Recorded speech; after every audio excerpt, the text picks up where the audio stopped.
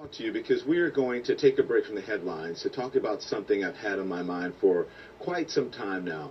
So much so that I felt compelled to bring back our segment where we hold politicians, leaders, and pundits accountable for what comes out of their mouths. It's time now, again, for No Talking Points.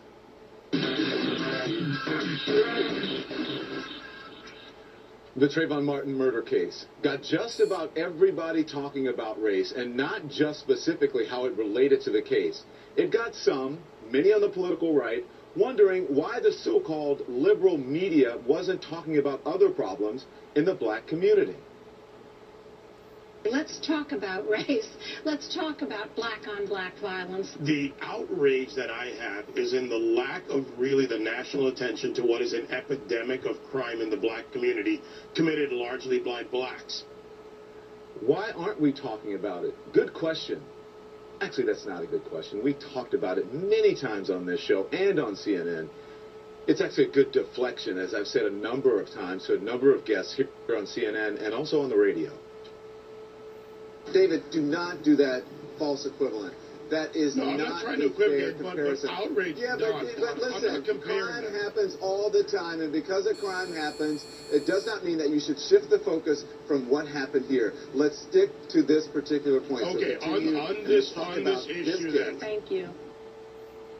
So that's the reason I didn't want to discuss at length crime in the African American community or how to fix other ills that seem to be plaguing the community in general. But now that the jury has reached its verdict, one that everyone must accept, it's time now for some tough love on the subject.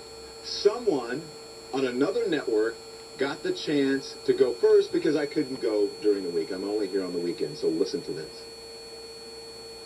The reason there is so much violence and chaos in the black precincts is the disintegration of the African American family. He's got a point. In fact, he's got more than a point. Bill?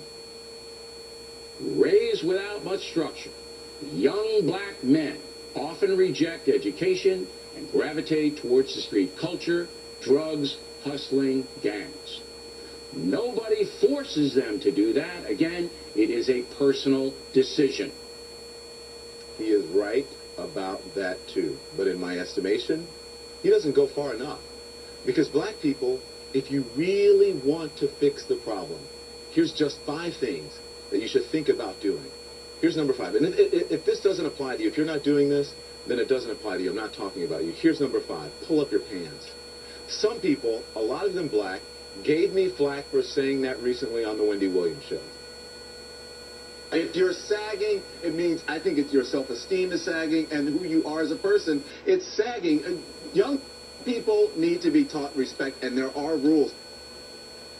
Sagging pants, whether it's Justin Bieber or no-name Derek around the way, walking around with your ass and your underwear showing is not okay. In fact, it comes from prison when they take away belts from the prisoner so that they can't make a weapon. And then it evolved into which role a prisoner would have during male-on-male prison sex. The one with the really low pants is a submissive one. You get my point? Number 4 now is the N-word. For our generation, what we did was we took the word and we took the power out of that word. We took this word and we made it into poetry. I understand poetic license, but consider this.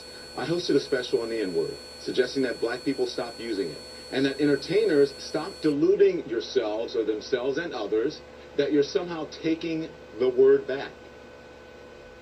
By promoting the use of that word when it's not germane to the conversation, have you ever considered that you may just be perpetuating the stereotype the master intended, acting like a nigger? A lot of African Americans took offense to that too, and I wondered if I gave the right advice. I really did. But confirmation came the very next day on my way home when I exited the subway on 125th Street in Harlem. This little kid in a school uniform, no older than 7 years old, he was crying his eyes out as he walked down the sidewalk with his mother. I'm going to be honest here.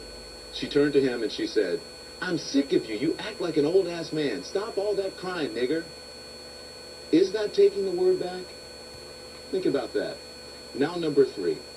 Respect where you live.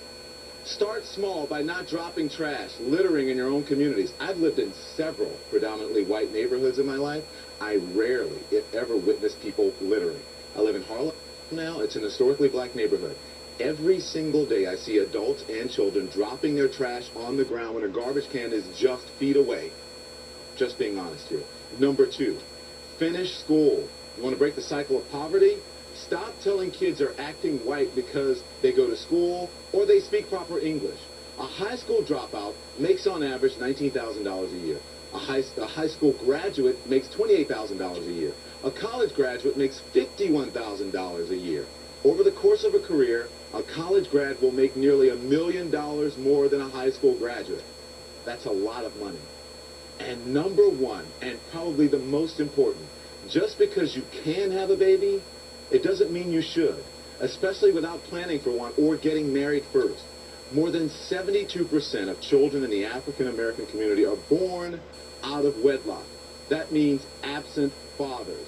And the studies show that lack of a male role model is an express train right to prison. And the cycle continues. So please, black folks, as I said, if this doesn't apply to you, I'm not talking to you.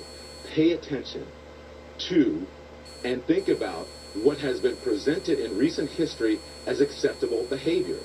Pay close attention to the hip-hop and rap culture that many of you embrace, a culture that glorifies everything I just mentioned, thug and reprehensible behavior, a culture that is making a lot of people rich, just not you, and it's not going to. That said, though, the political right is not off the hook. If conservatives are so concerned about black-on-black crime, it's a little concerning. The only time I hear them talking about it is when they want to stick it to the black community. And that's today's No Talking Point. Okay, so you can love what I said or you can hate it. Matters not to me. But it sets the tone for the rest of this show.